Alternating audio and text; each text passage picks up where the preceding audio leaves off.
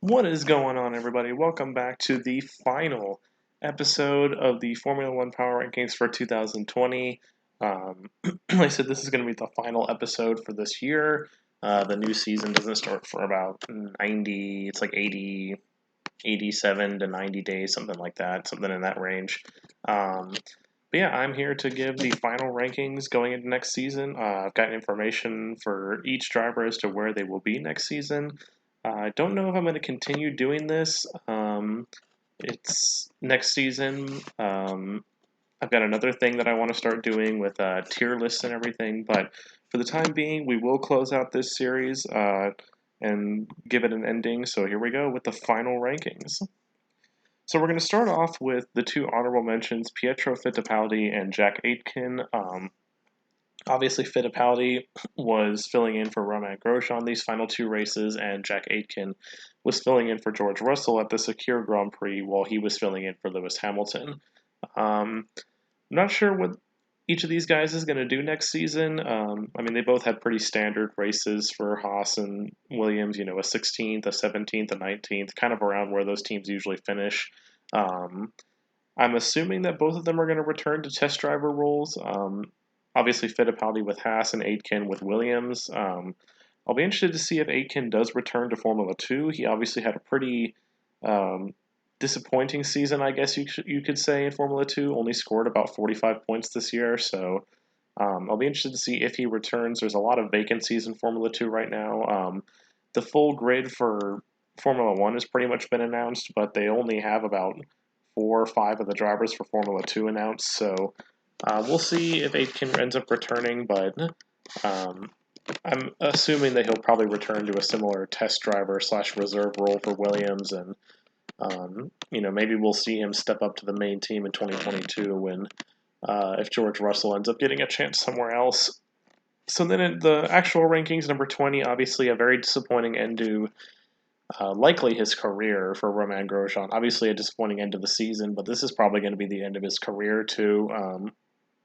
Had to sit out both of the final races because of that major crash at Bahrain. Um, it's the end of a career for Romain Grosjean, and he seemed like he was smiling and happy, and he's recovering. But obviously, I'm sure this is not the way he wanted to go out.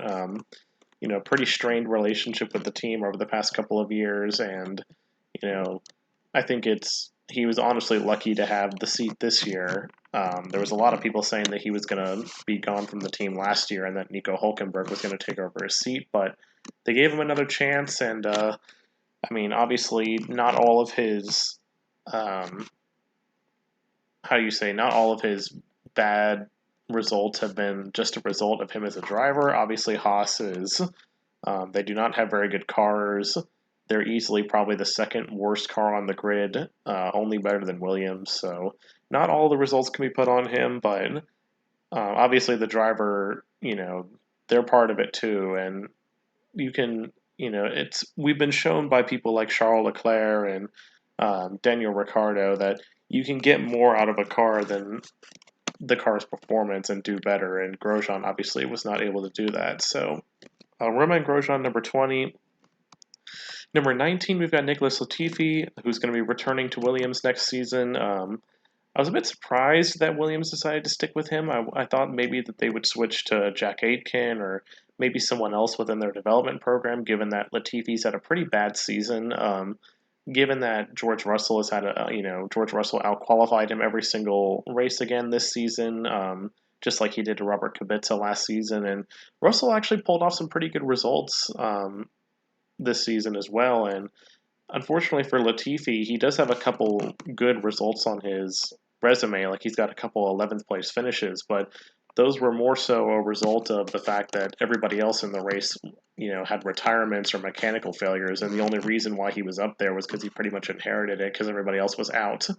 So, I mean, if you just look at the Austrian Grand Prix where he finished 11th, you know, literally the other 9 drivers below him retired, and he was the only one to not score points. So it just goes to show that I am surprised that they brought him back.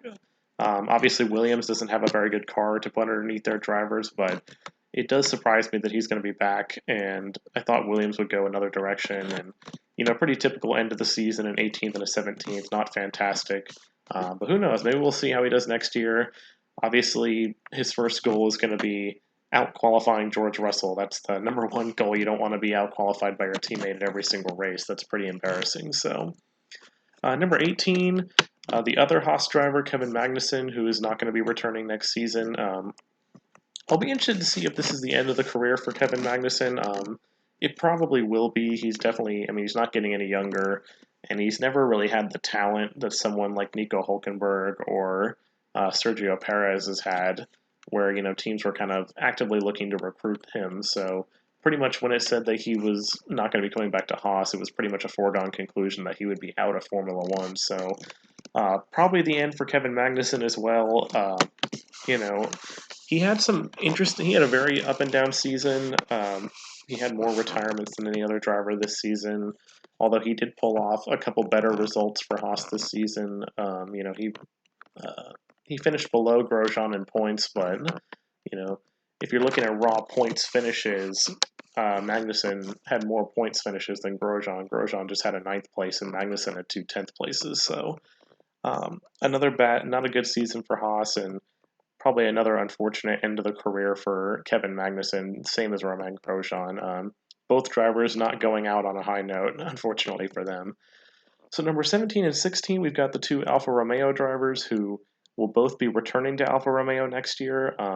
Obviously, a bit of a surprise to a lot of people, I think, that Giovinazzi was going to be returning to Alfa Romeo.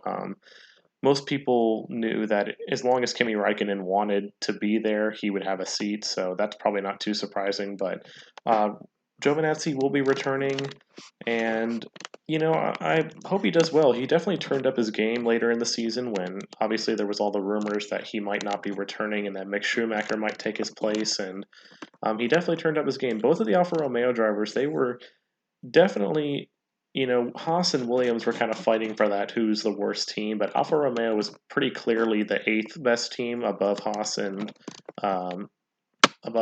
Williams. Kimi Räikkönen got some good finishes. They were pretty consistently, him and Giovinazzi, at least one of them would kind of consistently be finishing in the top 13, kind of just outside of the points. So who knows where this team is going to go? Definitely it seemed like a team that they were obviously hampered by the poor Ferrari engine. And they're going to be a back marker again. They're not going to be one of these teams that finishes in the points regularly. But I'll be interested to see the development of Antonio Giovinazzi next season. Obviously, he's going to be on the hot seat again.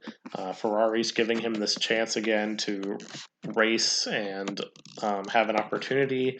And there's always going to be more drivers coming around in the development program. It was just announced a couple days ago that Callum Ilott, who is the runner-up in F2 this season, he's going to be the test driver for Ferrari this season. So it is entirely possible that if Giovinazzi has a bad season, that Ilott could take over his spot the following season in 2022. So, and obviously Kimi Räikkönen, he'll be around as long as he wants to be. I'd honestly be surprised if he doesn't retire after next season. I thought he'd probably stick around for one more season, but I think it's probably about time for him to retire next season. I guess he still gets the thrill and the excitement out of racing, but that thrill and excitement starts to wane quite a bit when you're racing for a team that can't help themselves and is constantly finishing outside of the points. So I can't imagine he'll want to stick around on an uncompetitive team for too much longer. So number 15, we've got Sebastian Vettel. I think I've mentioned this all throughout the whole season. Probably the biggest shock of 2020 was how badly Sebastian Vettel had this season. Obviously, 13th at the end of the season in the Drivers' Championship. Definitely not a place where you would think he should be, especially when his teammate is quite a bit higher than him. But he's got a new beginning next season with Aston Martin. Aston Martin's obviously hoping to be one of the more competitive teams on the grid. And if you bring in a driver like Sebastian Vettel, it's easy to forget after looking at this season that he's a 4-time world champion. And, up until recently, he was fighting for the world championship. He's a 4-time world champion. He was the runner-up in 2017 and 2018. Had a bit of a disappointing 2019, but was still competitive in a good amount of the season. Obviously, this year has been a bit of an oddity for him, a bit of a dark mark on his Formula One career, but I'm sure he's hoping to bounce back and hoping for new things and good things at Aston Martin. He did manage to scrape out a podium this year, so he keeps his streak alive of consecutive seasons with a podium finish. I'm not sure what that's up to now. Probably, I guess if we're thinking back to 2008, that would be 12 straight seasons for Sebastian Vettel with at least a podium finish. So he keeps that streak alive. Although, actually, no, I don't think he might not have finished on the podium in 2014. That was a bit of a down year for Red Bull, or at least for him in general. But at least 11 out of the last 12 seasons he's finished on the podium. So, and obviously, like I said, hoping for a new beginning with Aston Martin, and hopefully he can turn his fortunes around. So number 14, we've got George Russell, and obviously major disappointment for George Russell at the Sakir Grand Prix. Mercedes just kind of had a ridiculous kerfuffle that happened with the whole pit stop situation, and then obviously, he was in a position to get back up there and at least get a podium and possibly fight Perez for the win, but then he had a puncture and had to go pit again. So major disappointment for George Russell at the Sakir Grand Prix. He definitely showed that he is worthy of a seat at Mercedes. But unfortunately for him, there's no slots. I can't talk. There's no spots available. Valtteri Bottas has the one seat, and then Lewis Hamilton hasn't actually signed his contract yet. But I mean, there's no reason to believe that he won't. And then obviously Russell has already signed a contract for Williams with 2021. So definitely he's one to look out for. He's one to, especially once 2022 rolls around, I would expect him to get a seat at one of the better teams, and he's going to be one to watch. He's definitely a very talented driver on a very terrible team, so he's definitely better than the team he's on, and people tend to forget that when they're looking in like, oh man, he's finishing back at the back of the field. Why do you think this guy's so talented? Well, it's because the team and the car that he drives is horrible, and the team that he's on is horrible, and he just hasn't been given the opportunity. And you could see that once he finally got the opportunity to be in that Mercedes car, that he showed that he is, he's worthy of that seat. He outraced Valtteri Bottas in almost every aspect. Bottas outqualified him, but in the race, George Russell completely outraced him and outclassed him. So, and obviously, there's a lot of people out there that were saying, oh, well, anybody could have won in that Mercedes car, which I think to a certain extent is true. I think you put, a lot of the drivers on the grid in that car and they'll do well. But I don't think it's entirely true. I don't think you could put someone like Romain Grosjean or Nicholas Latifi or Antonio Giovinazzi or maybe even Esteban Ocon, some of these other drivers. I don't think you could put just anybody in that seat and they could win. Like I said, Russell definitely proved that he can do it, but I do think, to a lesser extent, you could put a lot of people in that car and they do well. Like, you put Sebastian Vettel, Charles Leclerc, Max Verstappen, Carlos Sainz, Lando Norris. You put any of those guys in that car and they'll be fighting for wins every week. So,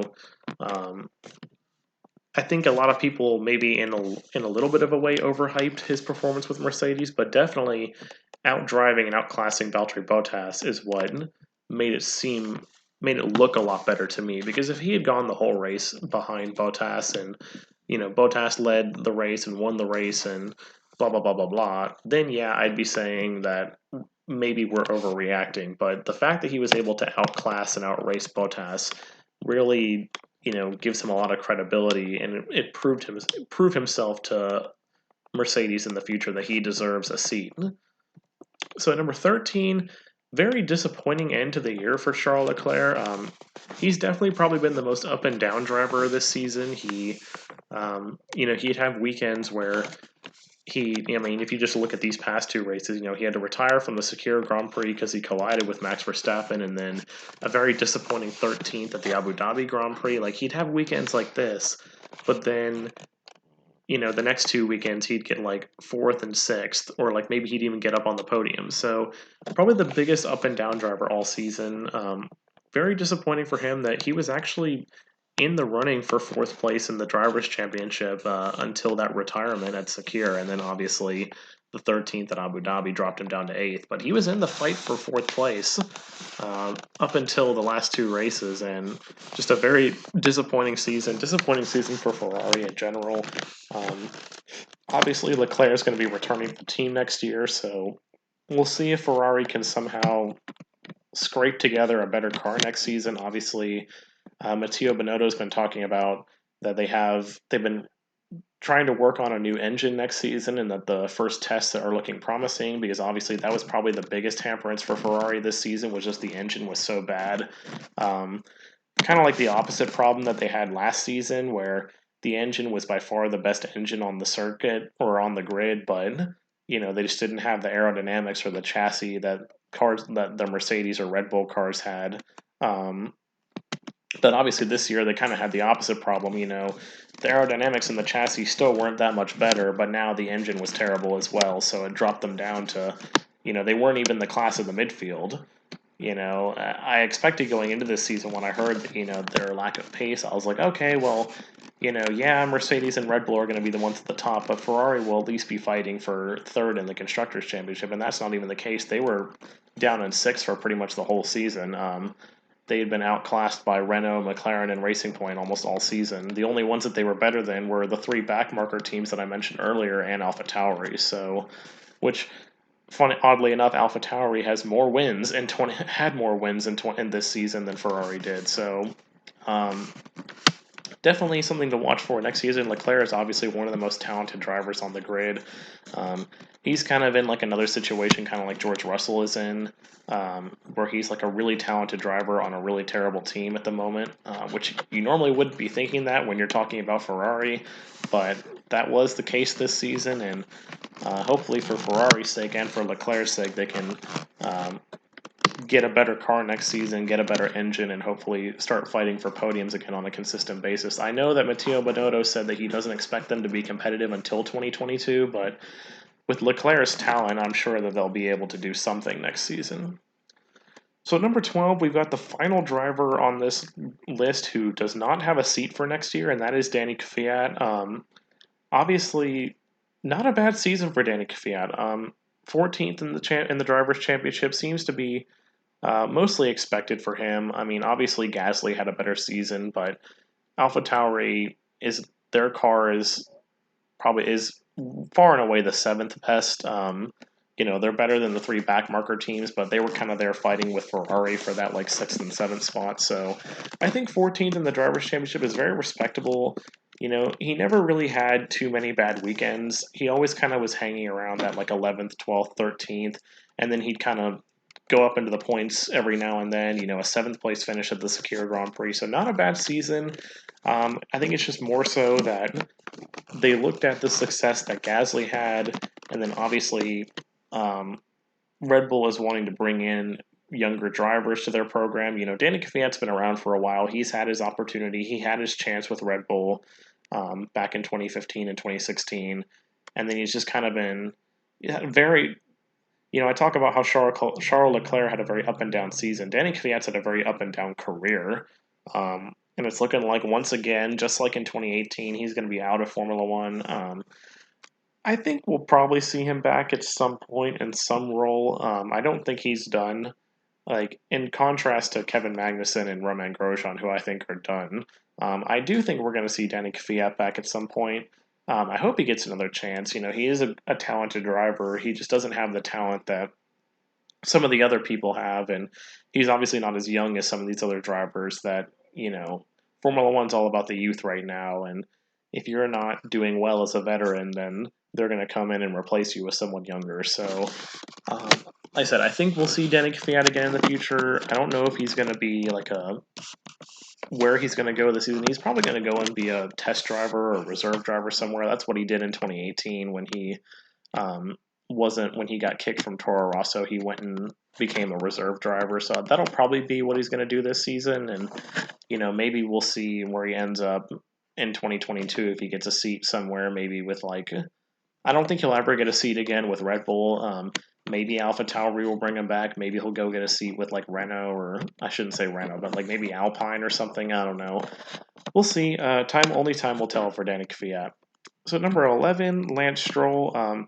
Very, very disappointing season for Lance Stroll, in my opinion. Obviously, the two podiums were the high points for him, but 11th place in the constructors and the drivers championship, especially when your teammate is finishing up in fourth. I mean, this is kind of like mirroring what was going on at Ferrari with Charles Leclerc and Sebastian Vettel, where Leclerc was pretty much outperforming and outclassing Vettel every week. Well, it seemed like Sergio Perez was outperforming and outclassing Lance Stroll every week. So,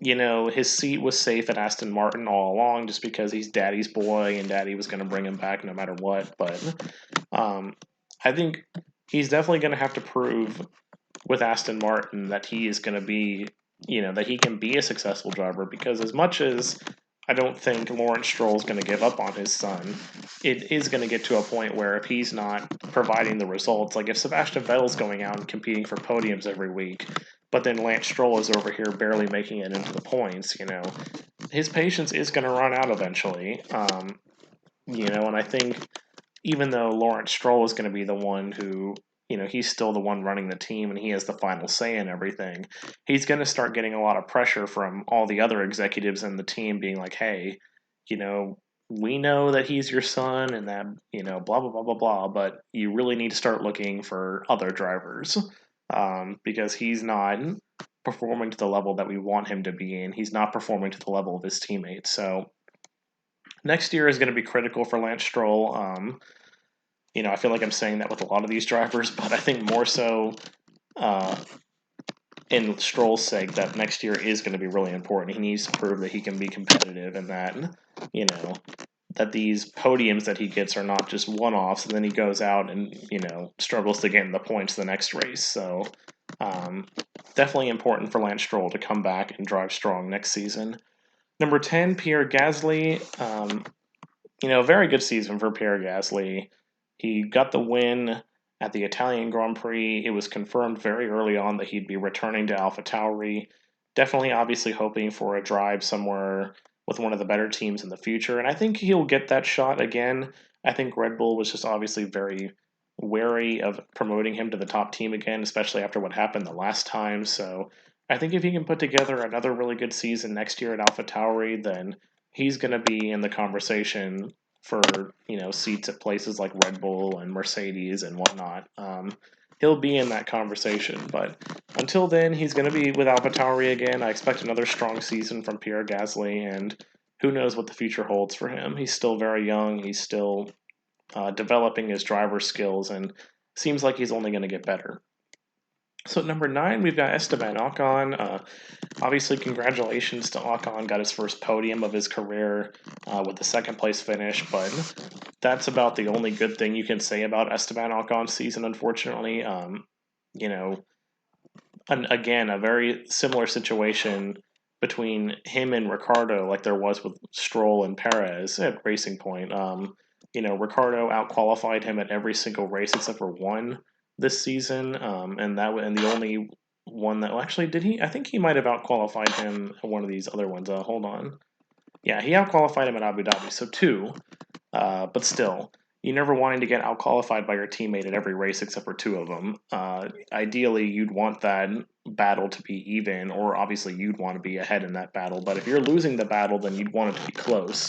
Something like 9-7 or 10-8 or 10-9 or something like that. You want it to be more so in that range rather than being, like 13-2. Like that's not a good look. So, he's going to be he's definitely going to be under pressure next season. The newly formed Alpine Racing team, he's going to be paired with Fernando Alonso, obviously a former world champion, a former 2-time world champion, and he's going to be under pressure to perform. Renault, they were really quick to pull the trigger on him in 2019 when they knew that he would be available, and to cut Nico Hulkenberg, which I think a lot of people were very kind of scratching their heads over. Nico Hulkenberg, it's not like he's a bad driver or anything, but Renault just seemed to be sold on Esteban Ocon. So, he needs to prove to them that their investment was a good one and that he can go out and compete for points regularly, and he can also, it's going to be key to see how he does against Fernando Alonso next season. If Fernando Alonso comes out and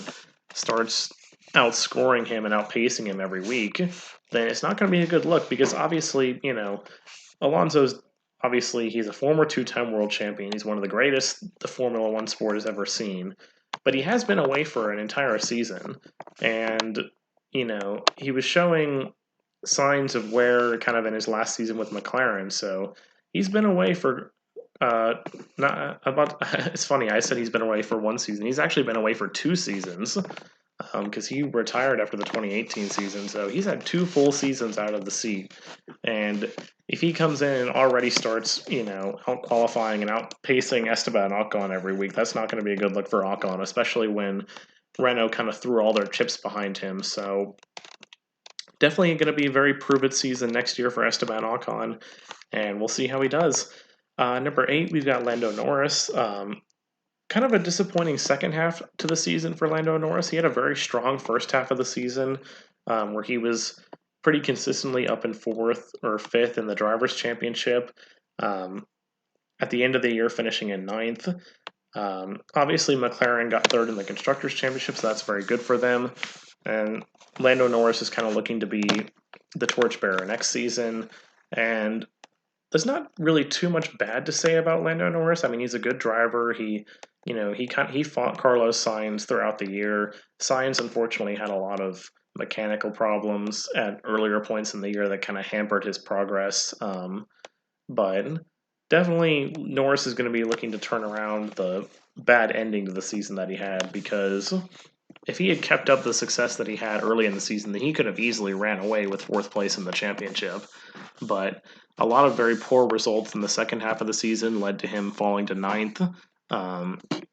And I'm sure especially after fighting for that podium, when he got that podium the very first week, I'm sure he's going to want to be up and fighting for a podium again. So he was going to have a new teammate next season, but McLaren look like they're on the up and up. So it's definitely seeming like it's going to be down to the driver next season as to where the results are coming from and how good they're going to be when it comes to McLaren next season. Number 7, Lando Norris's teammate next season, Daniel Ricciardo, who he's going to be leaving Renault this season and moving to McLaren after Carlos Sainz was announced he was going to be going to Ferrari. Definitely a very solid season for Daniel Ricciardo. 2 podiums. I did say that I thought he was going to be one of those drivers that could get back on the podium, and he did twice. So I've been saying it all year that he's definitely proven that he's still one of the best drivers on the grid. And hopefully he'll have more success with McLaren next season. Obviously, Renault has never really put the car underneath him that he thought he was going to have. He thought that Renault was going to be more competitive, in his words, and that's why he left Red Bull. But obviously that hasn't worked out. Renault just doesn't have the equipment compared to teams like Racing Point and McLaren. So hopefully he'll do well with McLaren next year, and I'm expecting more podiums out of him next season with McLaren when he gets better equipment underneath him. And who knows, maybe one day in the future he'll get another shot with one of the big teams. But at least for now, solid performances for Daniel Ricciardo, nothing to be ashamed of. Number 6, probably should have dropped him a little bit below this spot, but I decided to keep Alexander Albon at 6 just because I'm more so kind of basing this off the more recent races, and then obviously a 4th and a 6th in the most recent races is pretty solid. Obviously Red Bull hoping for more out of him, but you take what you can get. And it has been announced a couple days ago that Alexander Albon will be replaced at Red Bull next season by Sergio Perez. Albon's going to return to the team as a test driver. Just a very disappointing year for Alexander Albon. I mean, obviously he got the 2 podiums. He finally was able to step up on the podium twice, but he was just consistently getting outclassed and outraced by Max Verstappen, and it didn't look like that his pace was improving at all, which the team was really hoping for. So maybe a year on the sidelines will be good for him, but as of this moment, Alexander Albon is just going to be a test driver next year. Whether he returns to the main team in 2022 or not, or whether he, maybe returns to AlphaTauri in 2022 or not. There's too many twos that I'm having to say here, but we'll see. But very disappointing for Alexander Albon, and not a season that he can be proud of. And obviously, that's being shown now with how he's not going to be on the team next season. So we'll probably see him back in the future, but as of right now, we will not be seeing him on a regular basis next season in Formula One. So number 5, the man who's going to be replacing Alexander Albon at Red Bull, Sergio Perez. Obviously, congratulations to Perez on his first win of his career. I think he actually broke the record for the longest time. How am I trying to say this? He broke the record for the most races driven in before your first win. Because obviously there's a lot of people in Formula One that'll go, 100 plus races and never win. But Sergio Perez, he went, I think it was like 193 races in his career before this win that he got. So, and honestly, if I'm being realistic, that's probably in my head what put him above Albon going into next season, because, there was all this talk throughout the season that they wanted to stick with Alexander Albon. They didn't want to move on from him. And Sergio Perez himself was kind of getting really bleak, and it was saying, like, oh, I think my future is pretty clear now. Like, it's gone quiet. I'm not really expecting to be anywhere next season. But I think that win really set him apart and really showed Red Bull that, this guy he still has a lot of fight in him. He's still a great driver.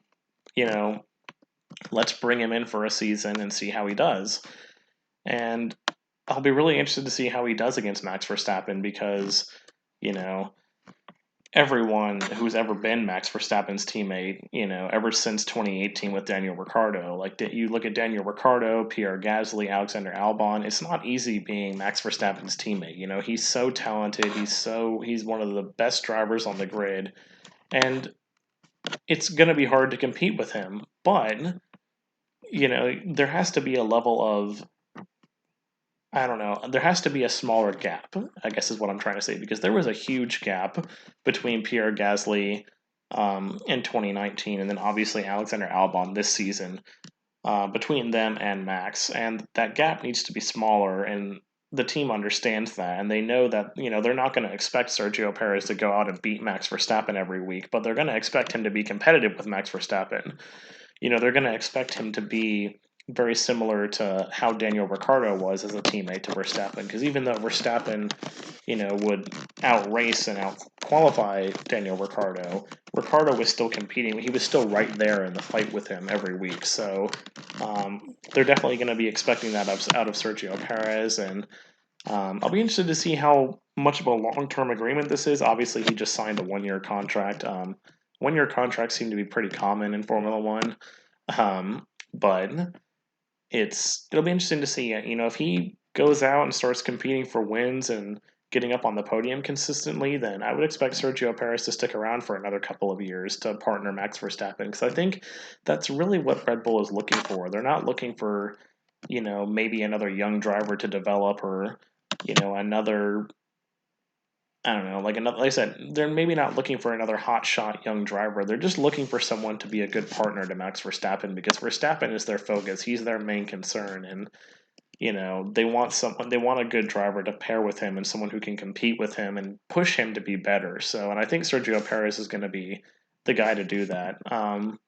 Because obviously, if he goes out and starts performing like Albon did, then he's going to be gone. Because at least Albon's redeeming quality was that he was young, whereas Perez is obviously not a young man. He's been in the sport for a long time, and if he starts going out and looking like Alexander Albon did this season, then he's going to be gone really quickly. There's not even going to be any speculation of, oh, will he return this season? Like, it's just going to be no. Like, he's gone. They're looking for someone else. So, but I am thankful that he's going to get a chance, because, it was looking pretty sad that he was going to be gone from the sport at the end of the season. But thankfully, for his sake and for the sake of the sport, Sergio Perez will be returning in 2021 with Red Bull Racing. And number 4, probably the guy who had the strongest end to the season, in my opinion, maybe other than Sergio Perez, Carlos Sainz. He was hampered a lot by mechanical problems early in the season. I know when I before the season started, someone on Twitter was asking, the people on Twitter, like, oh, who do you think is going to be, um, the top driver in the midfield and which team? And I said that it would be Carlos Sainz and McLaren. And, early on in the season, I was looking pretty dumb for saying that because Sainz wasn't having good results. He was having a lot of mechanical problems, but he really turned it up at the end of the season and really showed that, the only reason why he was getting bad results was because of those mechanical failures. And honestly, I think he probably would have been fourth place in the drivers' championship had it not been for all the problems he had early in the season. Because to go from being, I mean, he was as low as like 12th or 13th at one point, and to work your way back up to finish sixth in the championship is pretty impressive, especially when the two guys ahead of you, Daniel Ricciardo and Sergio Perez. I mean, you know, one of those guys ended up finishing, Sainz had a podium finish this year, but one of those guys had two podium finishes, and the other actually ended up winning a race, and had another podium to go with it. So, very impressive from Carlos Sainz. I'm sure Ferrari is kind of looking at that and thinking, yeah, that's the guy. Like, we're happy that we're bringing him in. I'm not sure Carlos Sainz is going to be very happy where he's going. Obviously McLaren finished ahead of Ferrari in the Constructors' Championship this year, but I guess the one good thing about going to Ferrari is that, Ferrari is always going to have the money and the resources to improve their car and get their car back to a point where it's competitive. Whereas, even though McLaren is looking like they're on the up and up, they were fourth place last year, third place this year, they still don't look like they're at that level of Red Bull and Mercedes, whereas Ferrari definitely has the capability and the resources to get back up there. So hoping for all the best for Carlos Sainz, he's definitely going to have a fight on his hands competing with Charles Leclerc, two very talented drivers. But I'm expecting good things out of Carlos Sainz, and hopefully, if Ferrari can put a good car under him, he'll have more podiums to come, and maybe he'll actually get that win that he was looking for. Because if there had just been another lap or two in that Italian Grand Prix, he probably would have won that race instead of Pierre Gasly. So definitely looking and hoping for good things for Carlos Sainz. So then we get to the end, the top three, as it's been all season long. I don't think this top three has changed all year, except for I had Bottas down at number 5 to start the season. Or no, I had Bottas at number 4 to start the season. But pretty much ever since the first weekend, the top three has not changed. It's been Bottas, Verstappen, and Hamilton. Very disappointing secure Grand Prix for Valtteri Bottas. I mentioned this earlier that he got outclassed and outraced by George Russell, and Valtteri Bottas just seemed to have like the worst luck at the end of the season. I mean, terrible, terrible fortunes for Bottas, terrible luck for him. He just nothing went right for Valtteri Bottas at the end of the season, and it's unfortunately, in my opinion, that we're probably never going to see him win a championship. It just doesn't seem like he can ever keep up his successes for longer than a couple weekends. Like, he'll have a couple weekends where he'll look like, like this is the time he's going to finally start challenging Hamilton for the championship, and then he goes through just a string of horrible results. Or like, even if they're not horrible results, it's just like he's always behind Lewis. So I don't think we're ever going to see Bottas win a championship. But obviously, he's still going to be with Mercedes next year. Runner-up in the championship, a constructors' championship for Mercedes. So, you can be happy with that if you were anybody other than. I think you would be very happy with that if you were anybody other than Valtteri Bottas. Unfortunately. So then we can move on to number 2, Max Verstappen, closing out the season in style. The first driver to win at Abu Dhabi, the first non-Mercedes driver to win at Abu Dhabi since 2013. He looked like the man to beat all weekend. Qualified on pole, won the race from pole. Very, very good end of the season for Max Verstappen.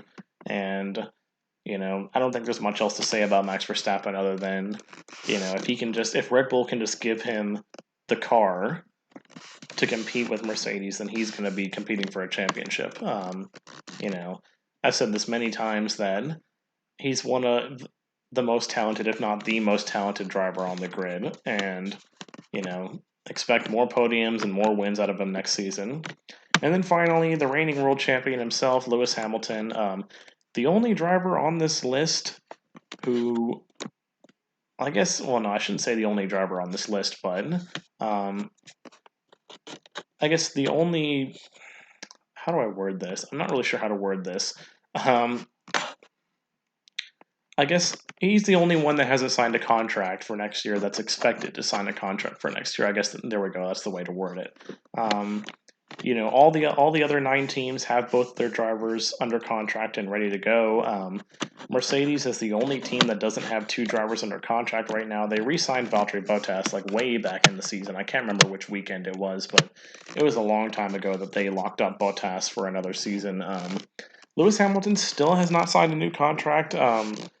I guess there's obviously a very, very, very small chance that he doesn't sign a new contract, and then, Mercedes has to end up bringing in someone else. But, I've been reading and stuff, and they're just talking about that these contract talks just seem to be formalities at this point. Like, Lewis Hamilton will be back next season. That's why I put Mercedes as his 2021 team, because there seems to be no indications that he's not going to be returning next season. So, why would you not return next season? Coming off another drivers' championship, another constructors' championship, he won pretty much. He won all but let's see. Verstappen had 2 wins, Perez, Gasly, and then Bottas had 2 wins. So he won all but 5 races this year. So, there's no reason to think that he won't be back, and there's not much else to say about Lewis Hamilton other than, he should be competing for the championship again. I don't see any reason why he won't be. I think he only spent like 1 iteration of this series outside of the number 1 spot on this list. So, again, no reason to believe that he won't be back, and no reason to believe that he won't compete for an 8th championship. So finally, we're going to close out just looking at the new drivers for next season. So obviously we have 3 first-time drivers that are going to be on the grid next season. Mick Schumacher and Nikita Mazepin are going to be driving at Haas, and then obviously Yuki Tsunoda signed a contract with AlphaTauri for next season. Interesting to see how they do. I think Mick Schumacher's and Nikita Mazepin, I think that's kind of going to end up being a relationship kind of like George Russell and Nicholas Latifi, where I'm expecting Mick Schumacher to outqualify and outpace Mazepin almost every weekend, but they're going to be racing on a pretty bad team, so I'm not expecting really too many points finishes, or too many good results. But like I said, I'm expecting it to be kind of a similar relationship between Schumacher and Mazepin as there is between Russell and Latifi, where again, I think Mick Schumacher is going to outqualify Nikita Mazepin almost every weekend. I think he's going to outpace him almost every weekend. But again, racing for a bad team, there's no telling what kind of results you're going to get. And then obviously Yuki Tsunoda, I'll be interesting to see how he does. I don't actually really know much about him. It was only really in the last few weeks when I started reading about that AlphaTauri was considering bringing him in. So I don't really know much about him, but I guess we'll see how he does with Pierre Gasly as his teammate. And then finally, to close it out, the returning champ, Fernando Alonso. Be remiss if we didn't talk about him. And, it'll be interesting to see how he does. He's had 2 years out of the sport now. But obviously, even outside of Formula One, if you just look at motorsports in general, Fernando Alonso is one of the best drivers in the history of motorsports. He was kind of really the first guy that you can really think of in recent history that, he would always get more out of the car than was there. He would consistently be driving an underperforming Ferrari car in the early 2010s, and he would somehow manage to, get wins, get podiums, and compete for a championship because he's just that good. It's incredible, his driving talent. And he's going to be returning. Well, he's going to be racing for Alpine next season, but really he's returning to Renault. The team that he won 2 championships with back in 2005 and 2006. It's going to be under a new name, but it's still going to be virtually the same team, and we'll see how he does. I'm expecting him to I think honestly he's going to be the one to put Esteban Ocon out of a job, because I think he's going to come back and I think he's going to be just as good, and I think it's going to really, open the eyes of Renault and Alpine to, like, man, why did we put all of our chips in Esteban Ocon? Like, why did this is the guy that we got rid of Nico Hulkenberg for? So, very excited and very interesting to see how he does, and guess we'll see how things shape up. It's shaping up to be an interesting 2021 season. I just hope, for the sake of the fans and the sake of the other drivers, that there's at least a couple teams that can compete with Mercedes next year, because I will say, from a fan's perspective, this definitely has not been the best season from a fan's perspective. There have been a couple races this year, like the opening weekend in Austria, the Italian Grand Prix, the Sakir Grand Prix, and also the Turkish Grand Prix. Even though Hamilton won that race, I think those races really stand out as the best this year, because in pretty much every single other race this season, it was Lewis Hamilton and Mercedes dominating, and it was just kind of like a snooze fest. Obviously Verstappen did win the 70th anniversary Grand Prix, and Bottas won the Russian Grand Prix, but even those races, they weren't terribly exciting. Like, at least for the Abu Dhabi Grand Prix and the 70th anniversary Grand Prix, where Verstappen won, at least that was a different winner, but it's not like he won and there was a lot of, really good overtaking and really good fights for the lead and whatnot. It was just, he started on, he ran away with it, kind of like how Lewis Hamilton did in pretty much every other race. So hopefully next season there's some, and also the fact that, Mercedes was able to lock up the Constructors' Championship super early. I mean, it's just crazy how good the W11 was compared to every other car on the grid. I mean, I'd honestly shudder to think what the season would have looked like had it not been for Max Verstappen. Had there been anybody else in that Red Bull seat, if say it was like Pierre Gasly in that seat next to Albon, and then, like, some other random person in AlphaTauri, I would shudder to think how the season would have ended up had it not been for Max Verstappen. So, I'm not the biggest fan of Verstappen, but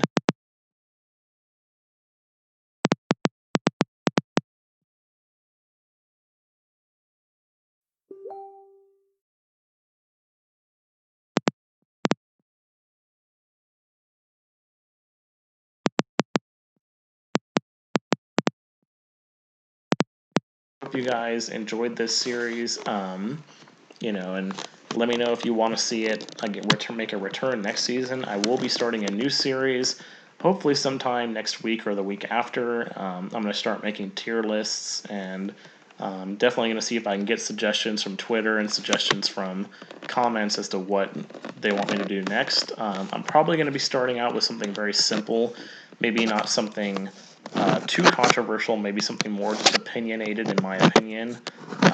Again, nothing too controversial, but I'm hoping to bring that content out once, maybe every couple of weeks, and see where we go from there. But for now, thank you guys so much for watching, and as always, be clutch.